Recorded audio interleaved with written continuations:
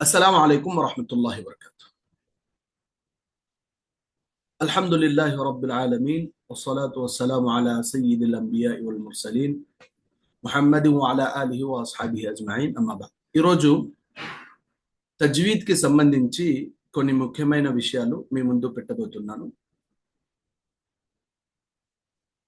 నిన్న ఏదైతే introduction class జరిగిందో బుష్రా ఇస్లామిక్ ఇన్స్టిట్యూట్ తరపున దాంట్లో తజ్వీద్ తో పాటు ఖురాన్ నేర్పించడం జరుగుతుంది, తజ్వీద్ తో పాటు ఖురాన్ నేర్పించడం జరుగుతుంది అని చాలా సార్లు మీరు విని ఉంటారు.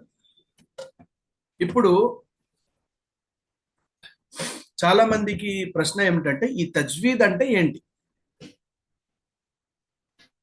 తజ్వీద్ ని అర్థం చేసుకోవడం చాలా అవసరం అన్నమాట. అయితే తజ్వీద్ కి సంబంధించి ఖురాన్ లో అల్లా తబారక్ తాలా అనేక చోట్ల చెప్పడం జరిగింది. వరత్తల్నాహు తర్తీలా, అల్లా ఏమని అంటున్నాడంటే నేను ఖురాన్ని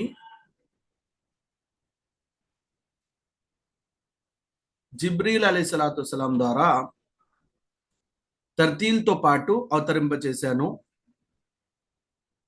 అలాగే ఇంకో చోట అల్లా తబారక్ తాలా ఈ విధంగా తెలియజేశారు, వరత్తిల్ ఖురాన తర్తీలా, మీరు ఖురాన్ ని ఆగి ఆగి ప్రశాంతంగా చదవండి అని. అలాగే ఇంకో చోట ఖురాన్లో కూడా ఇంకో చోట కూడా ఈ తర్తీల్ గురించి చెప్పడం జరిగింది. తర్తీల్ అంటే ఏంటి, తర్తీల్ ఏంటి అని అలీ రజియల్లాహు తాలా గారితో అడగడం జరిగింది. అయితే ఆయన ఏం చెప్పారంటే అత్తర్తీలు హువ తజ్వీదుల్ హురూఫి వ మారిఫతుల్ వుకూఫ్. తర్తీల్ ఏమంటే ఏదైతే అరబిక్ యొక్క అక్షరాలు ఉన్నాయో అలిఫ్, బా, తా, సా, జీమ్, హా, ఖా, వీటిని ప్రాపర్గా చదవడం, ప్రాపర్ ప్రొనౌన్సియేషన్ తో చదవడం, ఎక్కడి నుంచి దీన్ని పలకాలో అక్కడి నుంచే పలకడం. రెండోది ఏమిటంటే మారిఫతుల్ వుకూఫ్, అంటే ఎక్కడ ఆగాలి, ఎలా ఆగాలి అని తెలిసి ఉండడం. దీన్ని తజ్వీద్ అంటారు. అంటే ఖురాన్ కి సంబంధించి ఏదైతే బేసిక్ గ్రామర్ ఉందో, ఖురాన్ని క్లియర్ గా చదవడానికి ఏవైతే ముఖ్యమైన విషయాలు ఉన్నాయో దాన్ని తజ్వీద్ అంటారు, సులభంగా చెప్పాలంటే. ఇది చాలా అవసరం అన్నమాట. ధార్మిక పండితులు ఏమంటారంటే తజ్వీద్ అనేది ఏదైతే ఉందో ఇది వాజిబ్, అంటే ఖచ్చితంగా ఖురాన్ చదివేటప్పుడు తజ్వీద్ ఉండాలి, లేకపోతే చాలా చోట్ల మన వల్ల తప్పు జరిగిపోతుంది. అలాగే ఖురాన్ యొక్క అర్థాలు కూడా మారిపోతాయి. ఉదాహరణకి నేను మీకు కొన్ని ఉదాహరణలు చూపిస్తాను. స్క్రీన్ షేర్ చేస్తున్నాను, చూడండి. ఇక్కడ మామూలుగా మనం ఏదైతే నమాజ్లో చదువుతాం కదండి, సూరాలు, ఆ సూరాలు ఉన్నాయి. కాకపోతే ఇదేమంటే ఉర్దూలో ఉంది చార్ట్. మీకు ఉర్దూ మీలో కొంతమందికి వచ్చి ఉండొచ్చు, ఎక్కువ మందికి రాదనుకుంటాను. ఇన్షాల్లా నేను దీన్ని తెలుగులో ట్రాన్స్లేట్ చేసి చెప్తాను, ఓకేనా? మామూలుగా నమాజ్ స్టార్ట్ చేసిన తర్వాత సూరతుల్ ఫాతిహా, సనా తర్వాత సూరతుల్ ఫాతిహా చదువుతాము. సూరతుల్ ఫాతిహాలో ఎన్ని తప్పులు మా వల్ల తజ్వీద్ లేకపోతే జరగచ్చు అనేది ఇక్కడ రాసి ఉంది, ఒకసారి చూడండి. అల్హమ్దులిల్లాహి రబ్బిల్ ఆలమీన్, ఇది ఒక్క ఆయత్. ఒక్క ఆయత్లో అల్హమ్దు లిల్లాహి, ఇక్కడ హా ఉంది. అరబీలో రెండు హాలు ఉంటాయి. ఒకటి హా, దీన్ని పెద్ద హా అంటారు. రెండోది వచ్చేసి హా, దీన్ని చిన్న హా అంటారు. హా, హా. మామూలుగా మనం వేరే భాషల్లో చదివేటప్పుడు దీనికి డిఫరెన్స్ అనేది ఉండదు. హాకి హాకి ఒకే అక్షరం ఉంటుంది, అది హా. కానీ అరబ్బీలో ఈ రెండు వేరే వేరే అక్షరాలు అన్నమాట. రెండిటికి వేరే వేరే మీనింగ్స్ ఉంటాయి. ఉదాహరణకి అల్హమ్దు అంటే తమాం తారీఫే. తమాం తారీఫే అంటే ఏమంటారు దాన్ని, అన్ని పొగడ్తలు లిల్లాహి అల్లా కోసమే అని. అల్హమ్దు, హమ్ద్ అంటే ఆ పొగడ్తలు. అల్హమ్దు అంటే ఎన్ని అయితే పొగడ్తలు ఉన్నాయో అవన్నీ కూడా లిల్లా అల్లా కోసమే అని దాని యొక్క అర్థం. దీన్ని అల్హమ్దు కాకుండా అల్హమ్దు అని చదివామనుకోండి, పూర్తిగా అర్థం మారిపోతుంది. ఉదాహరణకి అల్హమ్దు అంటే దాని యొక్క మీనింగ్ ఏమంటే తమాం కమ్జోరియా అల్లాకి లే నౌజుబిల్లా. అంటే కమ్జోరి అంటే వీక్నెస్ ని అంటారు. తెలుగులో ఏమంటారు వీక్నెస్ కి? ఎవరన్నా చెప్పండి. మీరు నాకు కొంచెం సపోర్ట్ చేస్తూ ఉండాలి, ఎందుకంటే నేను తెలుగు పండితుడిని కాదు, ఉర్దూ స్టూడెంట్, ఉర్దూ అరబీ స్టూడెంట్ నేను. అల్హమ్దుల్లా మీ అందరి దయ వల్ల ఎంతో కొంత తెలుగు బలహీనతలు నేర్చుకొని చెప్తున్నాను. లోపాలు, బలహీనతలు బలహీనతలు, బలహీనతలు బలహీనతలు. ఇలా ఇలా నాకు వీక్నెస్. అక్షరాలు అంటే వర్డ్స్ దొరకనప్పుడు మీరు కొంచెం చెప్తూ ఉంటే కొంచెం ఈజీ అవుతుంది. ఓకేనా? ఈ క్లాస్ లో నేను చెప్పేది మీరు వినడం మాత్రం కాదు, నాతో పాటు మీరు కూడా అప్పుడప్పుడు మాట్లాడుతుండాలి. ఓకేనా? అప్పుడే అది క్లాస్ అవుతుంది, లేకపోతే బయాన్ అయిపోతుంది. బయాన్లో ఏమంటే బయాన్ చేసేవారు మాత్రమే మాట్లాడతారు, మేము వింటూ ఉంటాం. కానీ క్లాస్లో అలా జరగదు. క్లాస్ దేనికంటారంటే ఒకరికి ఒకరు ఇంటరాక్ట్ చేయడం. నేను చెప్తుంటాను, నేను అడిగినప్పుడు మీరు కూడా చెప్పాలి. ఓకేనా? అల్హమ్దు అంటే సమస్త పొగడ్తలు లిల్లా అల్లా కోసమే అని. అది హాని హా అని పలికామనుకోండి, అల్హమ్దు కాకుండా అల్హమ్దు అని చదివితే దాని యొక్క మీనింగ్ మారిపోతుంది. ఏమైపోతుందంటే సమస్త బలహీనతలు అల్లా కోసమే అని పూర్తిగా మీనింగ్ మారిపోతుంది. నౌజుబిల్లా. అల్లా మనందరినీ కూడా ఇలాంటి పెద్ద పెద్ద తప్పులతో రక్షించు కాక. ఎంత పెద్ద తప్పు చెప్పండి? ఒకవైపు పొగడ్తలు, రెండో వైపు బలహీనతలు. అల్లా దేనికి అర్హుడు? అల్లా దేనికి అర్హుడండి చెప్పండి మీరు కూడా? పొగడ్తలకి కదా అర్హుడు. కానీ అల్హమ్దు కాకుండా అల్హమ్దు అనామనుకోండి, అప్పుడు అల్లా తమాం కమ్జోరి అంటే సమస్త బలహీనతలకి అర్హుడు అని దాని యొక్క అర్థం అనేది మారిపోతుంది. అల్లా రక్షించుగా. అందుకు తజ్వీద్ నేర్చుకోవాలి అని చెప్పడం. అందుకు తర్వాత ఆలమీన్, అల్హమ్దులిల్లాహి రబ్బిల్ ఆలమీన్. రబ్బిల్ ఆలమీన్ అంటే రబ్ అంటే ప్రభు, అల్ ఆలమీన్ అంటే సమస్త ఎన్నైతే ఆలమీ ఏమంటారు దాన్ని, లోకాలకి ఎన్నైతే లోకాలు ఉన్నాయో అన్ని లోకాలకి అల్లా తబారక తాలా రబ్ అంటే ఏమంటారు ప్రభు, దేవుడు, ప్రభువు. ఓకేనా? ఆలమీన్ కాకుండా ఐన్ ఉంది ఇక్కడ. ఐన్ ఇక్కడ గొంతులో నుంచి దీని యొక్క శబ్దం పలకాలి. ఆలమీన్. ఇదే ఆలమీన్ కి మనం ఆలమీన్ అది చదివామనుకోండి, ఆలమీన్ అంటే ఎన్నైతే లోకాలు ఉన్నాయో అన్ని లోకాలకి అల్లా తబారక్ తాలా ప్రభువు, దేవుడు అని. అదే రబ్బిల్ ఆలమీన్ అనేమనుకోండి, రబ్ అంటే ప్రభువే, కాకపోతే ఆలమీన్ అంటే తక్లీఫ్ ముబ్తలాలో, అంటే ఎవరైతే బాధల్లో ఉన్నారో వాళ్ళ యొక్క ప్రభువు అని దీని యొక్క అర్థం అనేది మారిపోతుంది. బాధల్లో ఉన్న వాళ్ళకి కూడా అల్లాయే ప్రభువు, కానీ ఇక్కడ అది కాదు కదా. ఇక్కడ సమస్త ఎన్నైతే లోకాలు ఉన్నాయో వాటన్నిటికీ అల్లా తబారక్ తాలా ప్రభువు అని చెప్పడం జరిగింది.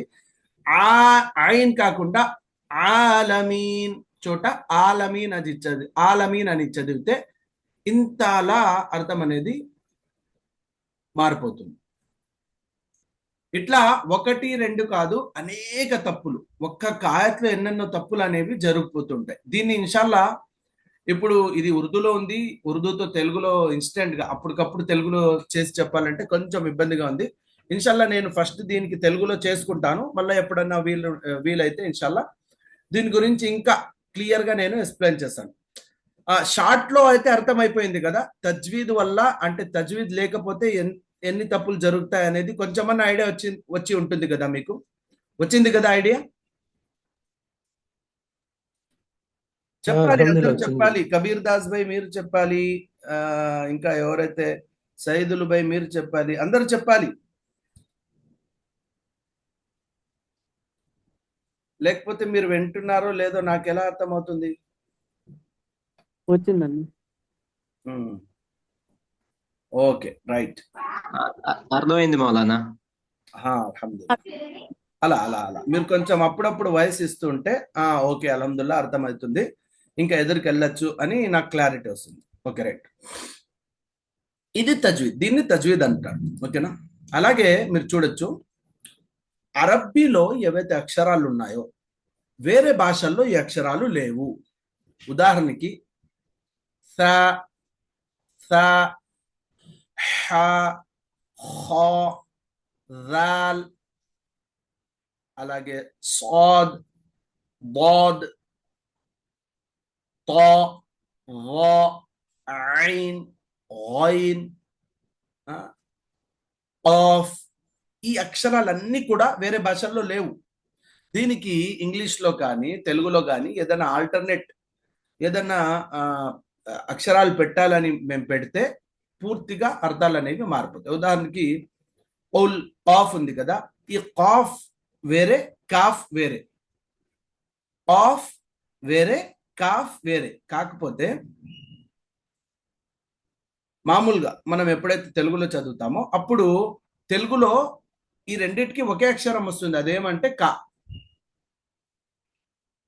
కాఫ్ కి కాఫ్ తోటి చదివితే పూర్తిగా అర్థం మారిపోతుంది. ఉదాహరణకి చిన్న సూర మనం నమాజ్ లో చదువుతూ ఉంటాం, ఉల్ హువల్లాహు అహద్.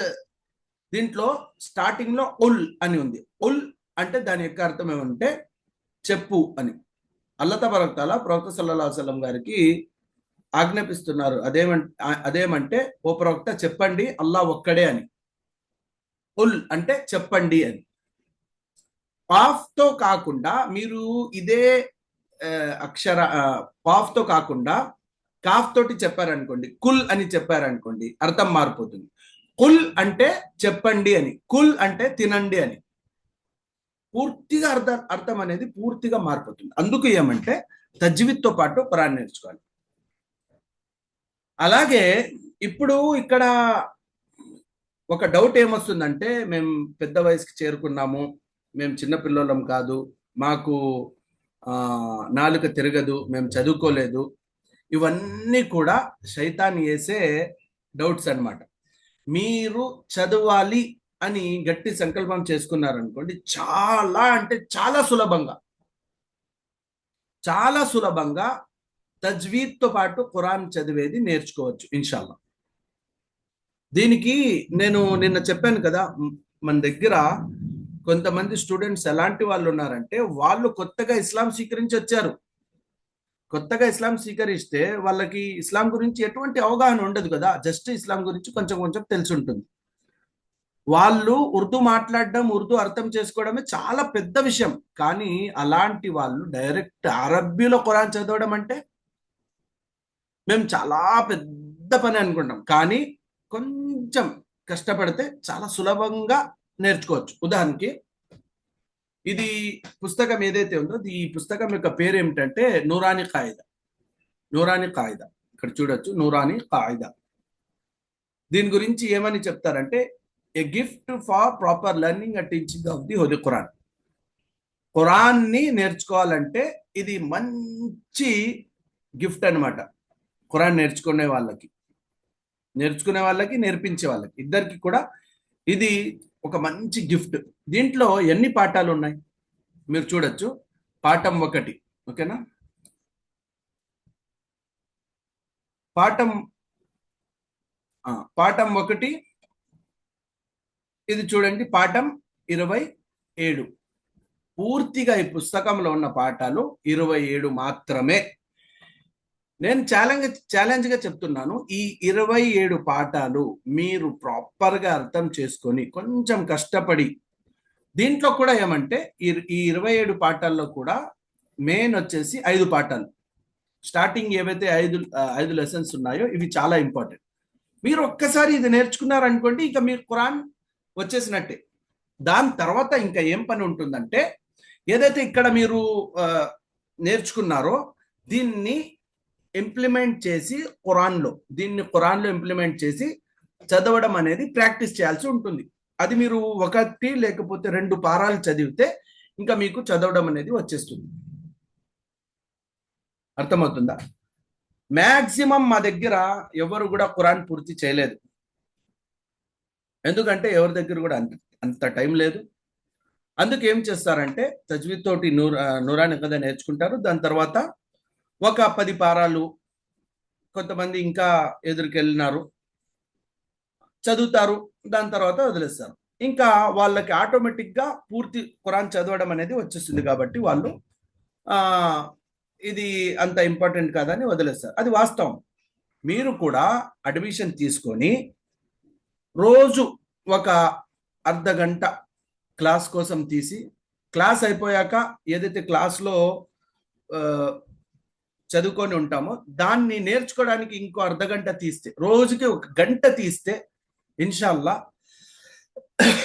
6 నెలల్లో మంచిగా ఖురాన్ చదవడం మీకు వచ్చేస్తుంది ఇన్షాల్లా. దీనికి ఏమంటే డెడికేషన్ ఉండాలి, చదవాలి అని మంచి తపన ఉండాలి. అప్పుడు ఇన్షాల్లా చాలా సులభంగా చదవగలరు, చాలా సులభంగా నేర్చుకోగలరు. ఓకేనా? నా మాటలు మీకు అర్థమవుతున్నాయా? అర్థమవుతుంది మౌలానా. Okay okay, అల్హమ్దుల్లా. అయితే ఇప్పటి వరకు తజ్వీద్ గురించి చెప్పాను. తజ్వీద్ ఏంటి ఏమి అనేది, తజ్వీద్ లేకపోతే ఎలాంటి తప్పులు జరుగుతాయి అనేది నేను మీకు చెప్పాను కదా. ఇప్పుడు నూరాని ఖైదా గురించి చెప్తాను. నూరాని ఖైదాలో ఏదైతే పాఠం 1 ఉందో ఇది చాలా అంటే చాలా ఇంపార్టెంట్. ఎందుకంటే ఇప్పుడు ఏబిసిడి రాకపోతే ఎప్పుడన్నా జీవితంలో మనకి ఇంగ్లీష్ వస్తుందా? తెలుగులో ఆలు రాకపోతే తెలుగు వస్తుందా? చెప్పండి ఎవరన్నా. లేదు. ఆలు రాకపోతే జీవితంలో ఎప్పుడు కూడా మనకు తెలుగు అనేది రానే రాదు. ఆలు వచ్చేస్తే దాని తర్వాత తెలుగులో ఎదురుకెళ్ళచ్చు. సేమ్ అలాగే అలిఫ్ నుంచి యా వరకు ఏవైతే అక్షరాలు ఉన్నాయో ఇవి ప్రాపర్గా మనకు రాకపోతే ఎప్పటికీ మేము ఖురాన్ సరిగ్గా చదవలేము. అందుకు ఏమంటే ఈ అలిఫ్ నుంచి యా వరకు చదవడానికి 4 రోజులు, 5 రోజులు, 6 రోజులు, 10 రోజులు అయినా తప్పేం లేదు, కంగారు పడాల్సిన విషయమే లేదు. దీంట్లో టైం బాగా స్పెండ్ చేసి కొంచెం ప్రాక్టీస్ చేసి, మామూలుగా ఏమంటే ఇప్పుడే స్టార్టింగ్లోనే కష్టం ఉంటుంది. ఇప్పుడు ఏమంటే సడన్ గా వచ్చేసి హా హా గొంతులో నుంచి, గొంతు యొక్క మధ్య భాగం నుంచి హా తీయండి అంటే ఏదో అలా అని ఏదో పనులు చేసుకునే వాళ్ళు సడన్ గా వచ్చి హా అని చెప్పాలంటే కొంచెం కష్టం అనిపిస్తుంది. 1 రోజు, 2 రోజులు, 2 రోజులు, 3 రోజులు. దాని తర్వాత ప్రాక్టీస్ చేస్తూ చేస్తూ చేస్తూ చేస్తూ చాలా సులభంగా మీకు వచ్చేస్తుంది. ఉదాహరణకి ఇప్పుడు ఇక్కడ హా ఉంది, దీన్ని ప్రాక్టీస్ చేసేటప్పుడు గొంతు యొక్క మధ్య భాగం నుంచి రావాలి అంటే దీనికి ఫోకస్ చేయాలి. ఎక్కడి నుంచి రావాలి అది దానిపైన ఫోకస్ చేయాలి. ఓపెన్ గా చదవాలి, గట్టిగా చదవాలి, మరీ ప్రాక్టీస్ చేయాలి. అప్పుడే ఇది వస్తుంది. ఒక్కసారి వచ్చేసింది అనుకోండి, దాని తర్వాత ఇబ్బంది ఏమి ఉండదు. ఉదాహరణకి ఇప్పుడు నేను చదివేటప్పుడు చిన్నప్పుడు హా కోసం చాలా కష్టపడ్డాను. హా అనేది అప్పుడు నేర్చుకున్నాను. ఇప్పుడు హా ఆటోమేటిక్ గా వచ్చేస్తుంది. ఉదాహరణకి మీరు చూడొచ్చు, అల్హమ్దులిల్లాహి రబ్బిల్ ఆలమీన్, అల్హమ్దు అల్హమ్దు అల్హమ్దు, సింపుల్ గా వచ్చేస్తుంది కదా హా. లేకపోతే నేనేమన్నా దీనికోసం ఆగి అల్హమ్దు అని తీస్తున్నానా? లేదు కదా, చాలా సింపుల్ గా హా అనేది వచ్చేస్తాను. అలాగే అల్హమ్దులిల్లాహి రబ్బిల్ ఆలమీన్ అర్రహ్మానిర్ రహీం అర్రహ్మానిర్ రహీం, చాలా సింపుల్ గా వచ్చేస్తా ఉంది. నేను ఇక్కడ ఆగి అర్రహ్మానిర్ రహీం అని చదవట్లేదు, చాలా సింపుల్ గా వచ్చేస్తుంది. సేమ్ అలాగే ఏమంటే అలిఫ్ నుంచి యా వరకు మీరు కూడా బాగా ప్రాక్టీస్ చేసి కొంచెం కష్టపడి నేర్చుకున్నారనుకోండి, దాని తర్వాత చాలా సులభంగా మీకు ఖురాన్ చదివేటప్పుడు వచ్చేస్తుంది. ఓకేనా? అయితే ఇప్పుడు దీనికి ఏమంటే మనం అడ్మిషన్ పెట్టాము, ఫీజు పెట్టాము. ఇవన్నీ ఎందుకంటే ఒకటి ఏమంటే మేము కూడా టైం తీసి బాధ్యత పరంగా ఇంటర్నెట్ కోసం ఇంటర్నెట్కి డబ్బులు కట్టి, అలాగే ఈ ఆన్లైన్ క్లాసుల కోసం కావాల్సిన అన్నీ కూడా ఏర్పాటు చేసుకొని, అలాగే మా టైంలో నుంచి టైం తీయాలంటే ఖచ్చితంగా ఆ టైం మేము వేరే వేరే పనుల్లో గడిపామనుకోండి, అక్కడ కూడా డబ్బులు వస్తాయి కదా.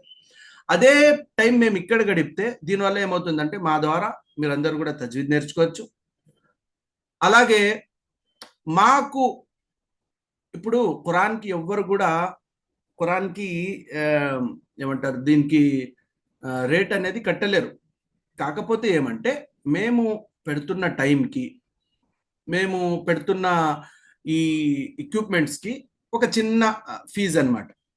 ఇంకోటి ఏమిటంటే ఫీజు కడితే అప్పుడు మీరు కూడా అరే ఫీజు కడుతున్నాం కదా అని రోజు టయానికి వచ్చి చదవడం అనేది జరుగుతుంది. ఇంతకుముందు కూడా కొంతమంది స్టూడెంట్స్ మన దగ్గర ఎలాంటి వాళ్ళు ఉన్నారంటే, ముఫ్తీ సాబ్ ఇక్కడ మా అమ్మ నాన్న వాళ్ళు లేరు, నేను చదవాలనుకుంటున్నాను, నా దగ్గర డబ్బులు లేవు అంటే అలాంటి వాళ్ళకి ఫ్రీ కూడా చదివిస్తున్నాం. కాకపోతే నేను గమనించింది ఏమిటంటే ఈ గత 6 సంవత్సరాల్లో ఫ్రీగా చదివే వాళ్ళు రెగ్యులర్గా క్లాస్కి రారు, ఇచ్చిన సబక్ సరిగ్గా నేర్చుకున్నారు. చాలా అంటే చాలా తక్కువ, ఎవరో ఒకరు ఇప్పటి వరకు నాకు తెలిసి గుర్తుండి ఒకే ఒక అమ్మాయి, నెల్లూరుకి సంబంధించిన అమ్మాయి, అల్హమ్దుల్లా ఫ్రీగా అంటే ఫీజు కట్టకుండా ప్రాపర్గా రోజు జాయిన్ అయ్యి నేర్చుకున్నది ఒకే ఒక అమ్మాయి. దాని తర్వాత చాలా మందికి నేను అడ్మిషన్ ఇచ్చాను ఫ్రీగా, కాకపోతే ఏమంటే వాళ్ళు వస్తారు ఒక 5 రోజులు 6 రోజులు, దాని తర్వాత వదిలేస్తారు. అందుకే ఏమంటే ఈ ఫీజు అనేది ఖచ్చితంగా పెట్టడం జరిగింది. ఎందుకంటే మాకు కూడా ఎటువంటి ఎక్విప్మెంట్స్ కి కానీ, అలాగే మేము తీస్తున్న టైంకి కానీ మాకు కూడా ఎటువంటి ఇబ్బంది కలగకూడదు.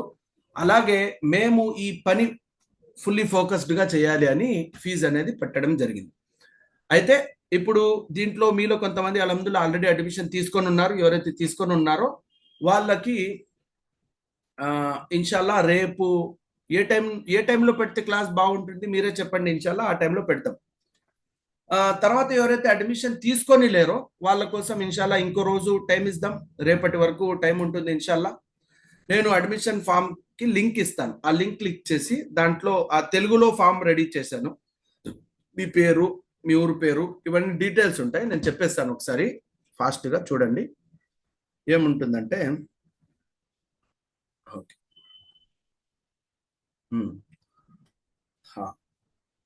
బిస్మిల్లా.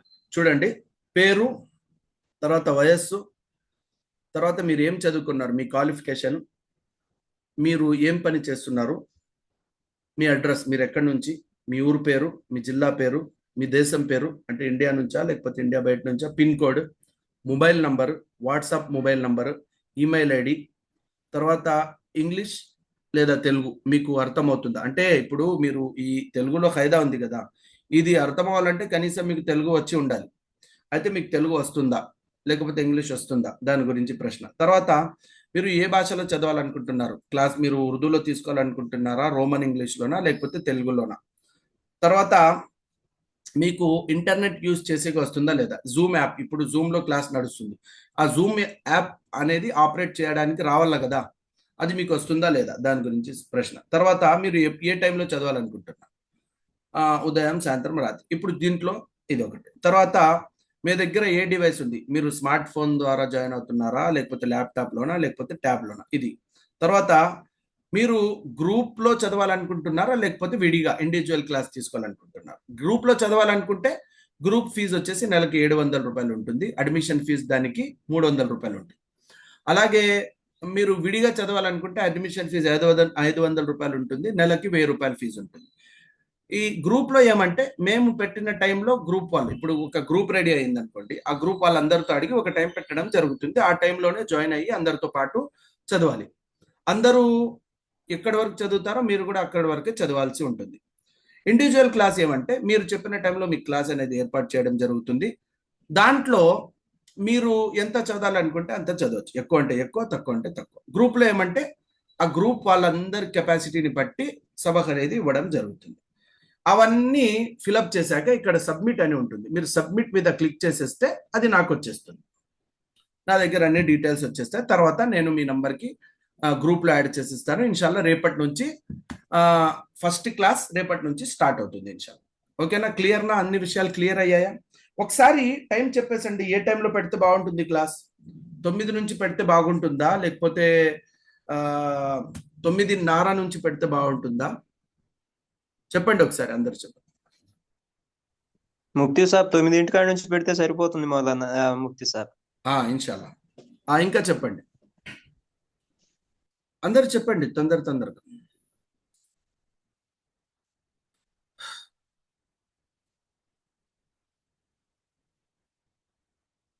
రైట్. ఇన్షాల్లా 9 నుంచి పెడదాం ఇప్పటికి, తర్వాత చూద్దాం ఇన్షాల్లా. ఓకేనా? ఇంకా ఏమన్నా డౌట్స్ ఉన్నాయా? ఏమైనా డౌట్స్ ఉన్నాయా? ఈరోజు చెప్పినవి అన్ని విషయాలు అన్ని కూడా అర్థమయ్యాయా? లేకపోతే ఏమైనా డౌట్స్ ఉంటే అడగచ్చు. అడ్మిషన్ గురించి కానీ, కోర్స్ గురించి కానీ, ఏదన్నా.